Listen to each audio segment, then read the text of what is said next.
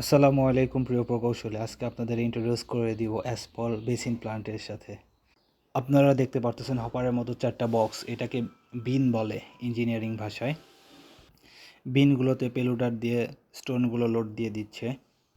এই মুহূর্তে আপনারা দেখতে পারতেছেন অ্যাসপল বেসিন প্লান্টের কাজ চলমান। আমরা সরাসরি চলে এসেছি বিনের কাছে। এখানে বিনের 4টা চেম্বার রয়েছে। এই বিনগুলো থেকে এই বেল্টের মাধ্যমে সরাসরি বার্নারে চলে যাচ্ছে। আমি আপনাদের বিনের উপর থেকে দেখানোর চেষ্টা করছি একটু। আমি আমার এক শ্রমিক ভাইয়ের হাতে ক্যামেরা উঠিয়ে দিলাম। এই 4 নাম্বার চেম্বারে ফাইন এগ্রিগেট ভিজা থাকার কারণে এইভাবে গুতায় নামায় দেওয়া হচ্ছে যেন সমমানভাবে বেল্টে পৌঁছায়। আর বিনের চেম্বার ফাঁকা হওয়ার আগ মুহূর্তে পেলেটার ম্যাটেরিয়ালস দিয়ে ফিল আপ করা হয়। প্রতিটা প্রকল্পেতে আলাদা আলাদা মিক্সড ডিজাইন থাকে। সেই মিক্সড ডিজাইন অনুযায়ী এই বিনগুলোতে স্টোন সাইজ মেনটেন্স করা হয়। যেমন 3 নাম্বার বিনে রয়েছে স্টোন সাইজ 5 to 10 মিলি।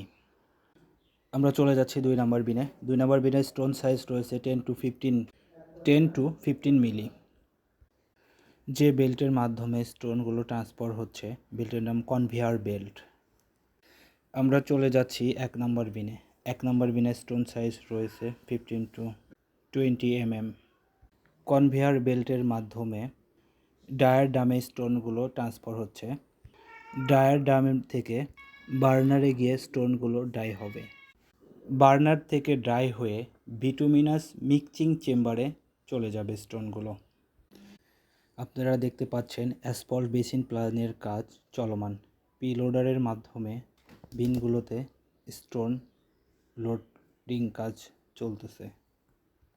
আপনাদের আরেকটু দেখানোর চেষ্টা করব। এই পাইপের মাধ্যমে যে বালি বা ধোয়ার মতো দেখা যাচ্ছে, এগুলো বার্নার স্টোরেজ থেকে আসা ওয়েস্টেজ স্যান্ড বা ধুলাকণা। এখন আমরা চলে এসেছি মেকানিক্যাল সাইডে অনেক ইকুইপমেন্ট রয়েছে পরিচয় করে দেওয়ার মতো। ভিডিওটা আমি বড় করব না, তাই শর্টকাটে আপনাদেরকে ইন্ট্রোডিউস করে দিব। আপনারা দেখতে পারতেছেন এটা ওয়েল ট্যাঙ্কি, green well. Yard manager Rahman ভাই আমাকে ইন্ট্রোডিউস করে দিচ্ছিল সব মেকানিক্যাল সাইড ইকুইপমেন্টের সাথে। এটা হলো আমার বিটুমিনাস ট্যাঙ্কি। সরাসরি গাড়ি থেকে ডাম্পিং বিটুমিন হয়ে এই ট্যাঙ্কিতে স্থানান্তর করা হয়। সরাসরি গাড়ির থেকে বিটুমিনাস ডাম্পিং এইখানে হয়, এইখান থেকে আমাদের বিটুমিন ট্যাঙ্কিতে ট্রান্সফার করা হয়। এটা আমাদের জেনারেটর সেক্টর। পুরো বেসিন প্ল্যান্টটাকে এখান থেকে জেনারেট সাপ্লাই দেওয়া হয়। জেনারেটরের ভোল্টেজ ক্যাপাসিটি 420। বার্নারে স্টোনগুলো ডাই হচ্ছে। আমরা সরাসরি চলে যাব এখন অ্যাসফল্ট বেসিন প্ল্যান্টের পুরো সিস্টেমটা যেখান থেকে কন্ট্রোল করা হচ্ছে। কন্ট্রোল বক্স বা কন্ট্রোল বুথ। আমরা কন্ট্রোল অপারেটরের রুমে চলে যাব এখন। সংক্ষিপ্ত আপনাদেরকে ধারণা দেওয়ার চেষ্টা করব, ভিডিওটা লং করব না। অপারেটর রুমে বসে আছে আমাদের রহমান ভাই আর প্ল্যান্ট অপারেটর ভাই।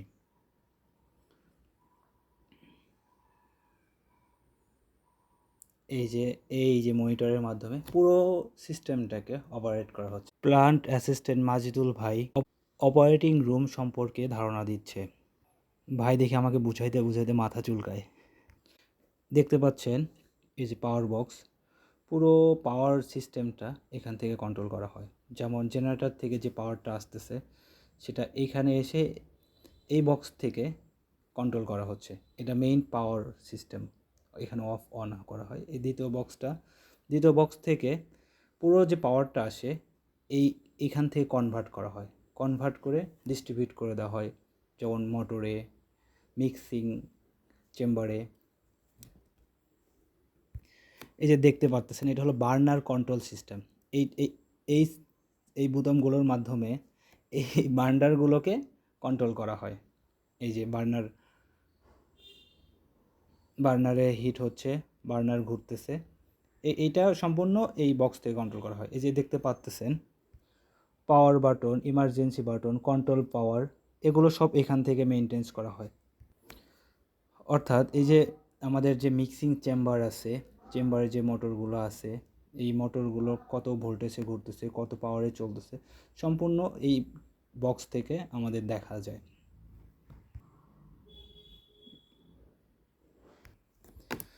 আর এই যে আমাদের মনিটর, হ্যাঁ, কন্ট্রোল অপারেটর ভাই, কী পরিমাণ ভিটামিন আছে, কোন বিনে কী পরিমাণ স্টোন আছে, এভরিথিং।